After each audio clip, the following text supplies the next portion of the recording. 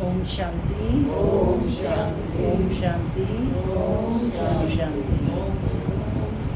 आज नया मास आरंभ हो गया, जुलाई 1 जुलाई 2024। आज बाबा ने मीठी मधुर मुरली में बताया कि तुम्हें इस पुरानी दुनिया से वैराग्य करना है। वैराग्य क्यों करना है? क्योंकि कहाँ जाना है? नई दुनिया में। अब नई दुनिया में जाना है तो उसके लिए क्या करना है? तैयारी करनी है ना, पढ़ाई पढ़नी है, ज्ञान गुण रत्न अविनाशी रत्नों से अपना श्रृंगार करना है ना। तो बाबा कहते हैं इसके लिए मुख्य है पवित्रता के गुण को तुम्हें अपने जीवन में धारण करना है, ताकि बाप तुम्हें विश्व की बादशाही दे सके। जो सर्वगुण संपन्न बनेगा उन्हें ही बादशाही दी जाएगी ना।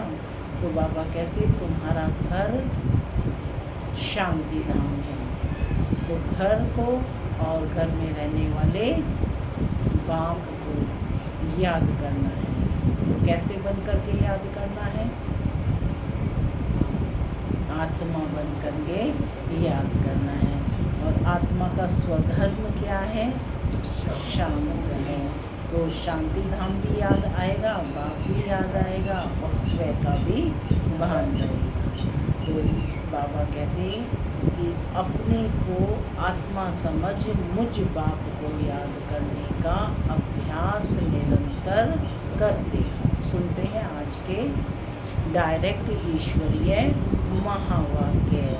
बाबा कहते मीठे बच्चे, शांति धाम पावन आत्माओं का घर है।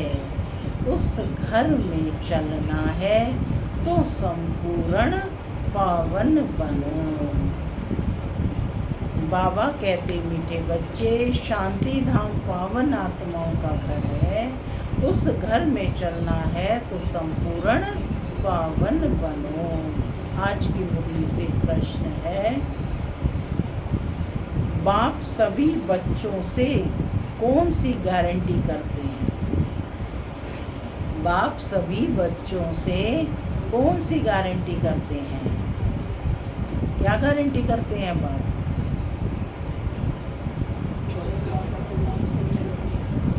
क्या?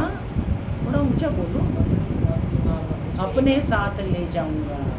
बहुत अच्छा कि बाबा गारंटी करते हैं अपने साथ ले जाऊंगा। और क्या गारंटी करते हैं बाबा?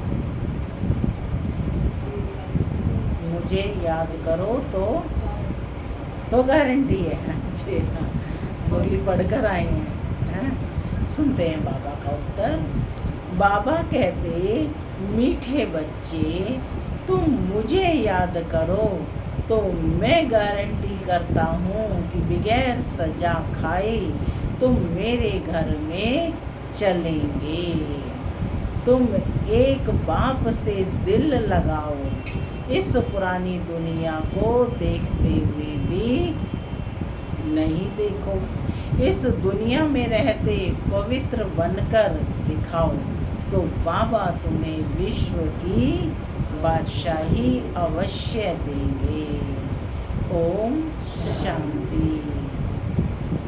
माना मैं आत्मा शांत स्वरूप हूँ, शांति मेरा स्वधर्म। बाबा रूहानी बच्चों से रूहानी बाप पूछ रहे हैं।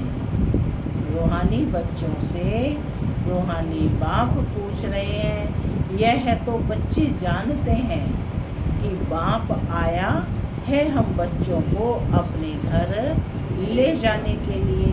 अब घर जाने की दिल होती है क्या? पूछ रहे हैं बाबा। दिल होती है घर जाने की? होती है। किस किस की दिल होती है? घर जाने की दिल है। कहाँ है घर? तो बाबा कहते कि वह है सब आत्माओं का घर। वो घर है आत्माओं का, इसीलिए उस घर में जाने की दिल होती है। यहाँ सब जीव आत्माओं का घर एक नहीं है, वहाँ तो एक ही घर है। यह तो समझते हो बाप आया हुआ है। और बाप कैसे आया है? निमंत्रण पर बुलाया है बाप को कब से पुकार रहे हैं? द्वापर से पुकार रहे हैं कि भगवान आओ, दर्शन दो, है ना, दर्शन दो। तो बाबा कह रहे हैं कि मैं निमंत्रण पर बुलाया हुआ हूँ, तो इसलिए मैं आया हूँ। निमंत्रण पर बुलाया है बाप को, हमको घर अर्थात शांति धाम ले चलो।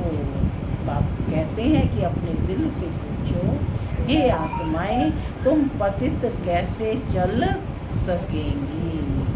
बाप तो आ गया निमंत्रण पर, लेकिन पूछो कि अब पतित कैसे चल सकेंगी? पावन तो जरूर बनना है, अब घर चलना है और तो कोई बात नहीं कहते। भक्ति मार्ग में तुमने इतना समय पुरुषार्थ किया, किसके लिए? मुक्ति के लिए। 2500 वर्षों से पुरुषार्थ कर रहे हैं, किसके लिए? मुक्ति के लिए। तो अब बाप पूछते हैं, घर चलने का विचार है क्या? पूछ रहे हैं बाप, है विचार चलने का? बच्चे कहते, बाबा इसके लिए ही तो इतनी भक्ति की है, घर चलना चाहते हैं, इसके लिए ही तो इतनी भक्ति की है। यह भी जानते हो, जो भी जीव आत्माएं हैं सबको घर ले जाना है, एक को भी छोड़कर नहीं जाएंगे, सबको घर ले जाना है। परंतु पवित्र बनकर घर जाना है। फिर पवित्र आत्माएं ही पहले पहले आती हैं। पवित्र आत्माएं तो घर में, अपवित्र आत्माएं तो घर में रह नहीं सकती। कैसे जाना है? पवित्र बनकर, क्योंकि बाबा ने स्पष्ट किया, अपवित्र आत्माएं घर में रह नहीं सकती। अभी जो भी करोड़ों आत्माएं हैं सबको घर जरूर जाना है, सबको घर चलना है ना जरूर। उस घर को शांति धाम व वानप्रस्थ कहा जाता है। हम आत्माओं को पावन बनकर पावन शांति धाम जाना है। बस कितनी सहज बात है। वह है पावन शांति धाम आत्माओं का, वह है पावन सुख धाम जीव आत्माओं का, यह है पतित दुख धाम जीव आत्माओं का। इसमें मूंझने की तो कोई बात नहीं है। जीव आत्माएं तो दुनिया में ही होंगे ना, परम धाम में तो आत्मा अपने आत्मा स्वरूप में होंगे। तो तीनों चीजों को बाबा ने बताया।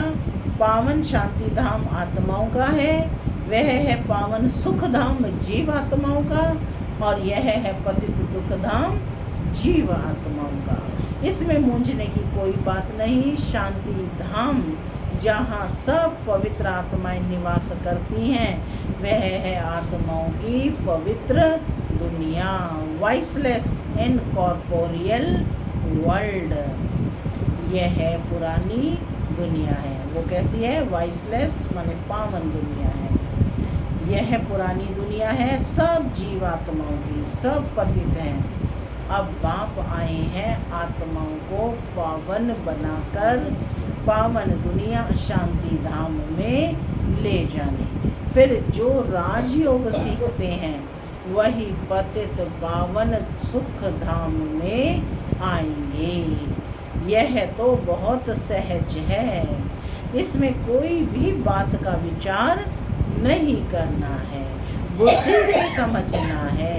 हम आत्माओं का बाप आया हुआ है, हमको पावन शांति धाम में ले जाने। वहाँ जाने का रास्ता जो हम भूल गए थे, सो अब बाप ने बताया है।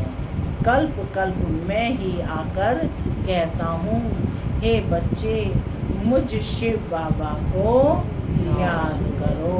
क्या कहा? मुझ शिव बाबा को याद करो। सर्व का सद्गति दाता एक सतगुरु है।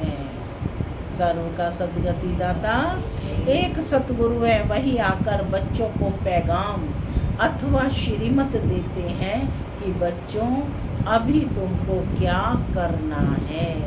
आधा कल्प तुमने बहुत भक्ति की है, दुख उठाया है, खर्चा करते करते कंगाल बन गए हो, भक्ति में क्या हुए? कंगाल बन गए।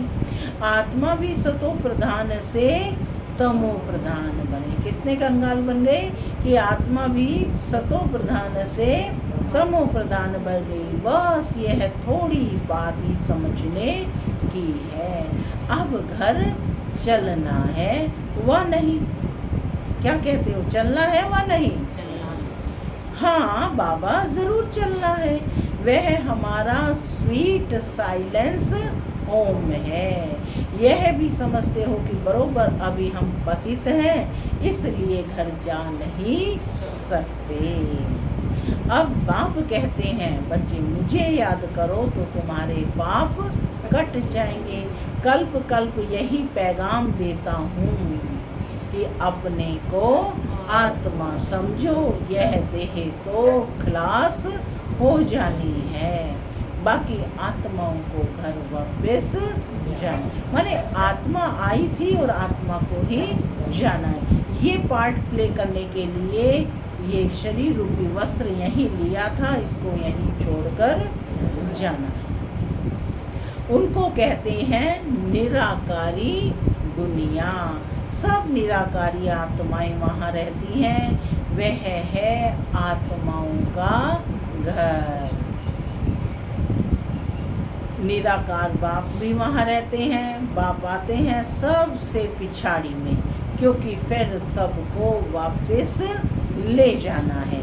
एक भी पतित आत्मा रहती नहीं है। इसमें कोई मूंझने व तकलीफ की बात नहीं है। गाते भी हैं कि हे पतित पावन, आकर हमको पावन बनाए, साथ ले चलो। सबका बाप है ना। फिर जब हम नई दुनिया में पार्ट बचाने आते हैं तो बहुत थोड़े रहते हैं। बाकी इतनी करोड़ों आत्माएं कहाँ जाकर रहती हैं? कहाँ जाकर रहती हैं इतनी करोड़ों आत्माएं? परम धाम में। यह भी जानते हो, सतयुग में थोड़ी जीवात्माएं थी, छोटा झाड़ था, फिर वृद्धि को पाया। कितना छोटा झाड़ होता है? केवल 9 लाख आत्माएं होती हैं जिनसे शुरुआत होती है, और धीरे धीरे सतयुग के अंत तक 2 करोड़, 2 करोड़ से चंद्रवंशी की, और लास्ट होता है 33 करोड़ आत्माओं से।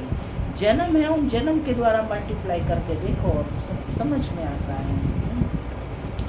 तो बाबा कहते कि पतित पावन वहाँ पा करके हमको पावन बनाए, साथ ले चलो।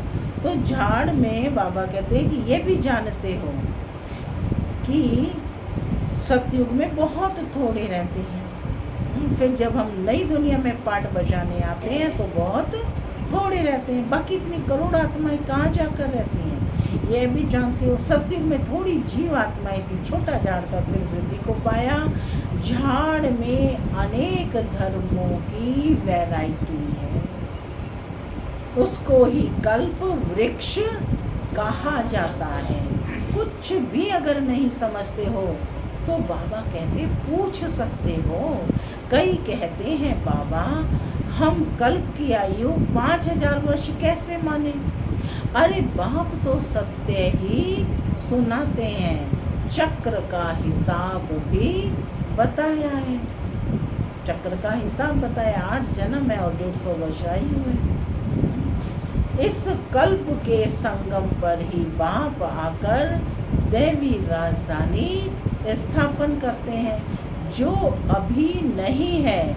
सतयुग में फिर एक देवी राजधानी होगी। अभी तो सब देशों की अलग अलग सतयुग में सारा विश्व ही एक होगा, तो एक ही राजधानी होगी। इस समय तुमको रचना और रचना का ज्ञान सुनाते हैं। बाप कहते हैं मैं कल्प कल्प कल्प के संगम युगे आता हूँ, नई दुनिया की स्थापना करता हूँ। पुरानी दुनिया खत्म हो जानी है।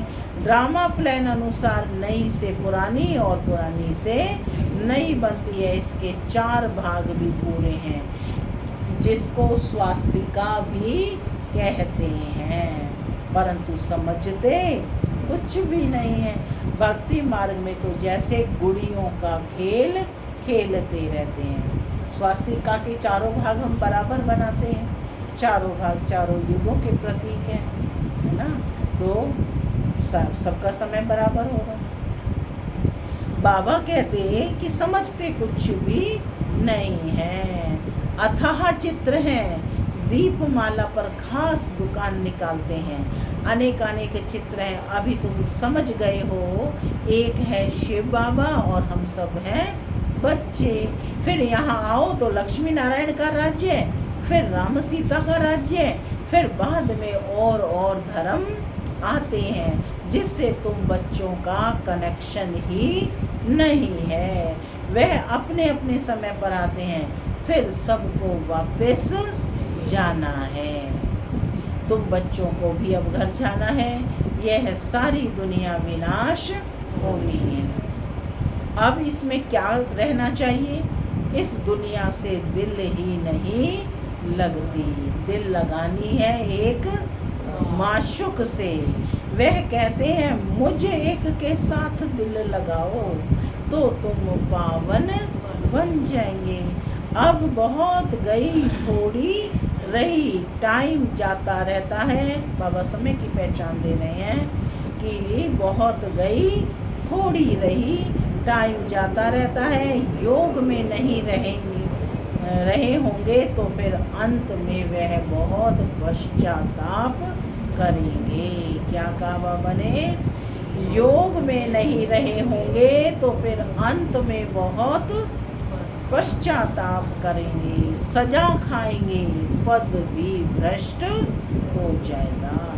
यह भी तुमको अभी मालूम पड़ा है कि अपना घर छोड़े हमको कितना समय हुआ है। कितना समय हुआ है? 5000 वर्ष हो गए हैं घर छोड़े। तभी तो बाबा करके इतने समय बाद मिलता है तो कहता मेरे सिक्के लदे।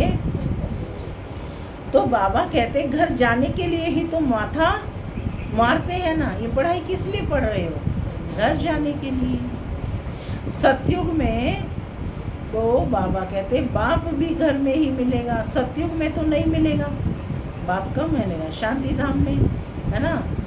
और सतयुग में तो बाप नहीं मिलेगा।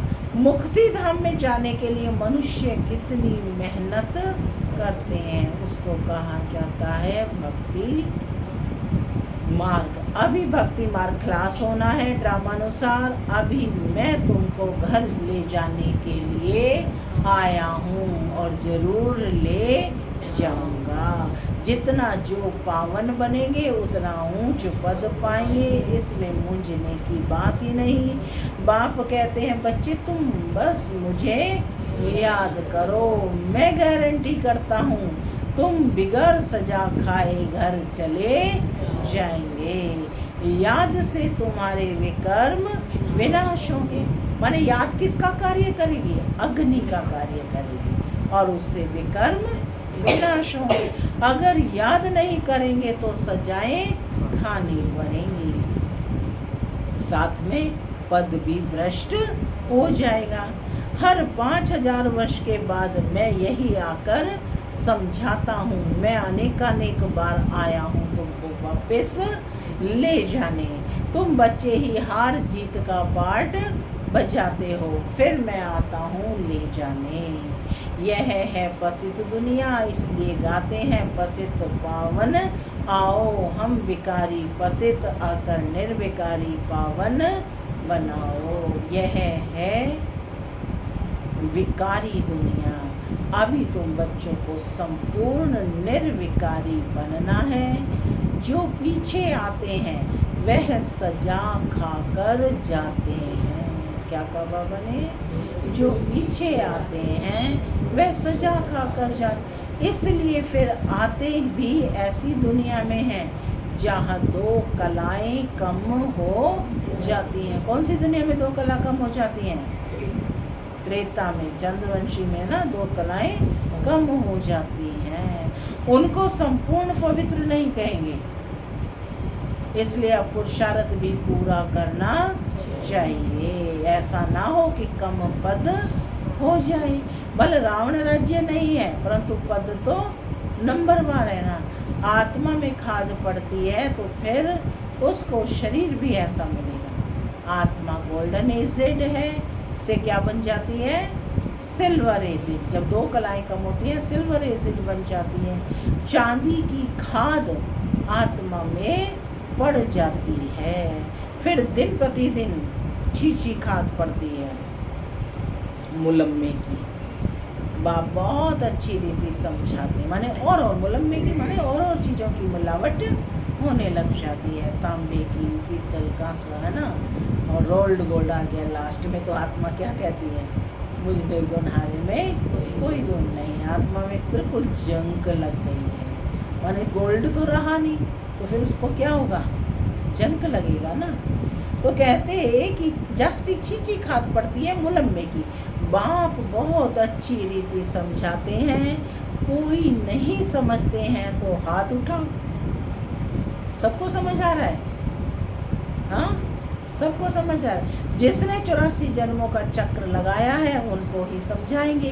बाप कहते हैं इनके 84 जन्मों के अंत में आकर मैं इनमें प्रवेश करता हूँ। इनको ही पहले नंबर में आना है। जो पहले था वही लास्ट में है, उनको ही पहले नंबर में जाना है। कौन था पहले नंबर में? श्री कृष्ण। और श्री कृष्ण की है आत्मा लास्ट नंबर में क्या बनती है? ब्रह्मा बनती है। तो कहते हैं जो पहले था वह लास्ट में है, उनको ही पहले नंबर में जाना है।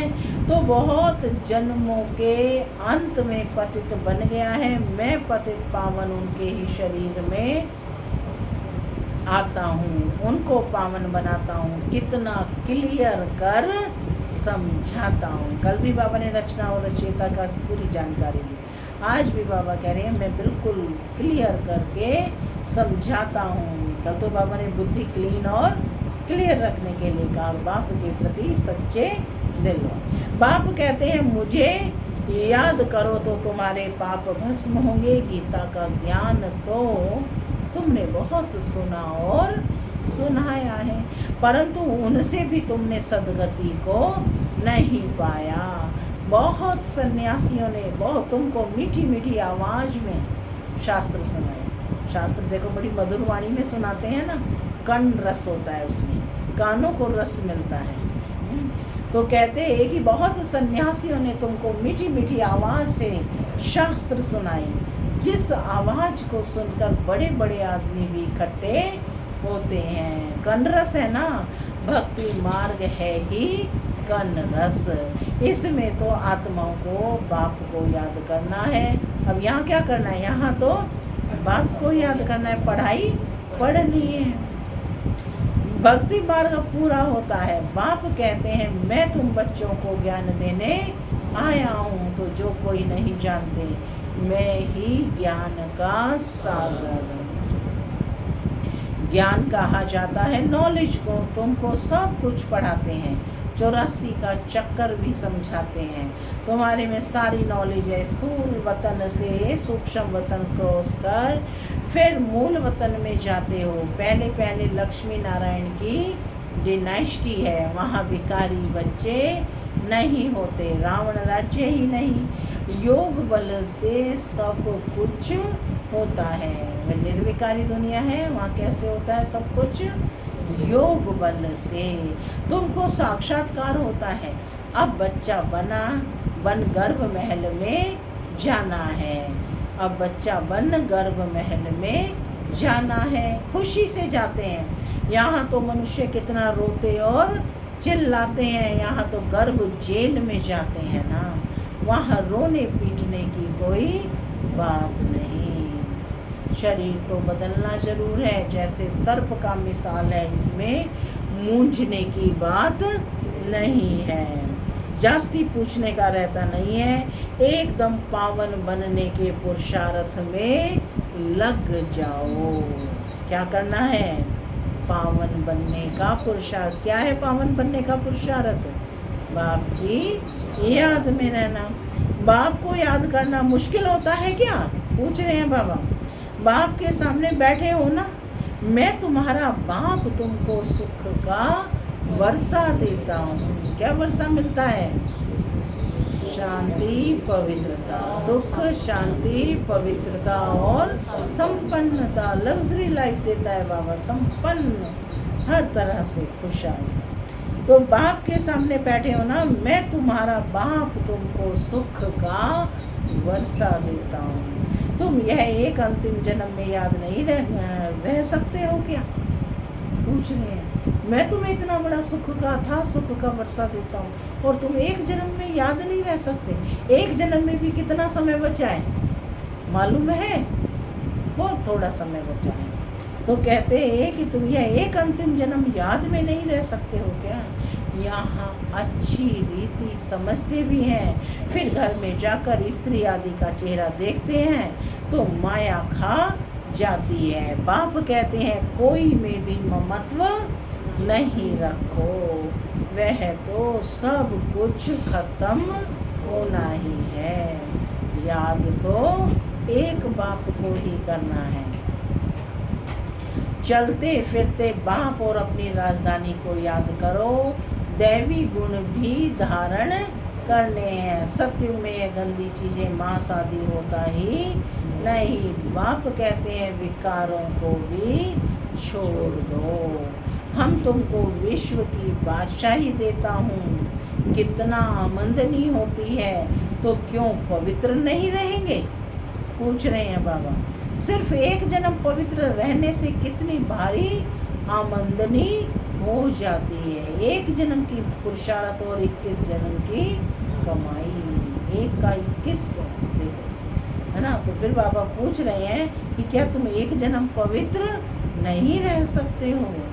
कितनी भारी आमदनी है। भले इकट्ठे रहो, ज्ञान तलवार बीच में हो। पवित्र रह दिखाया तो सबसे ऊंच पद पाएंगे, क्योंकि बाल ब्रह्मचारी ठहरे। फिर नॉलेज भी चाहिए, औरों को आप समान बनाना है। सन्यासियों को दिखाना है कि कैसे हम इकट्ठे रहते पवित्र रह सकते हैं।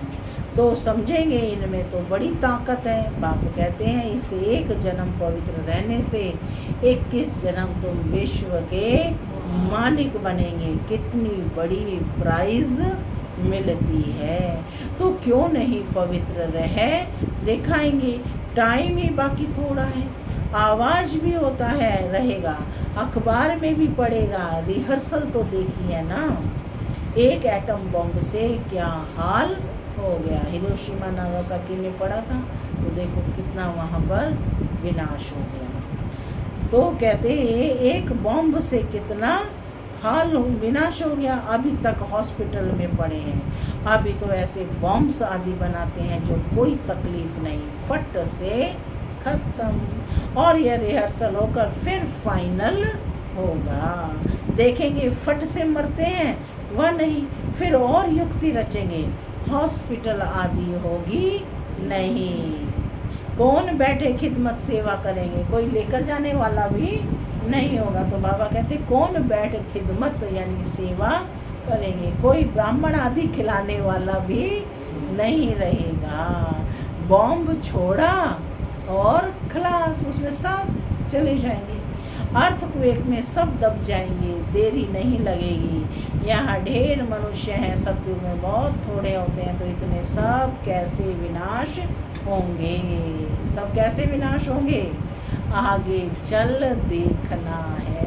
बाबा कहता है सीन आगे, सीन सिलरियाँ आगे चल देखनी है। वहाँ तो शुरू में 9 लाख होंगे। वहाँ कहाँ? सतयुग में सिर्फ केवल 9 लाख हैं। फकीर भी तुम हो। क्या कह रहे हैं बाबा? फकीर भी तुम हो और साहिब भी तुम हो। तो कहते साहिब भी तुमको प्यारा है, फकीर भी तुम हो, साहिब भी। साहिब कौन? शिव बाबा, है ना। तुमको प्यारा है। अभी सबको छोड़ अपने को आत्मा समझ लिया है। सभी सीधे होकर बैठे हैं, आत्मनिष्ठ होकर के। बाबा परम धाम से आकर के तुम्हें इतनी स्वीट मुरली सुना रहे हैं, और तुम सीधे होकर के बैठे। अभी सबको छोड़ अपने को आत्मा समझ लिया है। ऐसे फकीरों को बाप प्यारा लगता है। सतयुग में बहुत छोटा सा झाड़ होगा। बातें तो बहुत समझाते हैं। जो भी एक्टर्स हैं सब आत्माएं अविनाशी हैं, अपना अपना पार्ट बजाने आती हैं। कल्प कल्प तुम ही आकर बाप से स्टूडेंट बन पढ़ते हो। कौन बैठे हो? सब स्टूडेंट है ना। कल्प कल्प तुम ही आकर बाप से स्टूडेंट बन पढ़ते हो। जानते हो बाबा हमको पवित्र बनाकर साथ ले जाएंगे।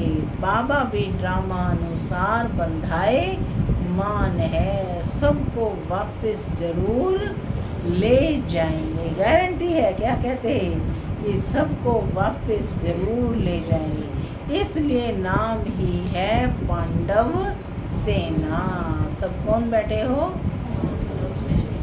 तुम पांडव क्या कर रहे हो? तुम बाप से राज्य भाग्य ले रहे हो। हुबहू कल्प पहले मिसल नंबरवार पुरुषार्थ अनुसार। सब कुछ समझ में आया? अच्छा। मीठे मीठे सिक्के लगे बच्चों प्रति माता पिता बाप दादा का प्यार और गुड मॉर्निंग। रूहानी बाप की रूहानी बच्चों को नमस्ते।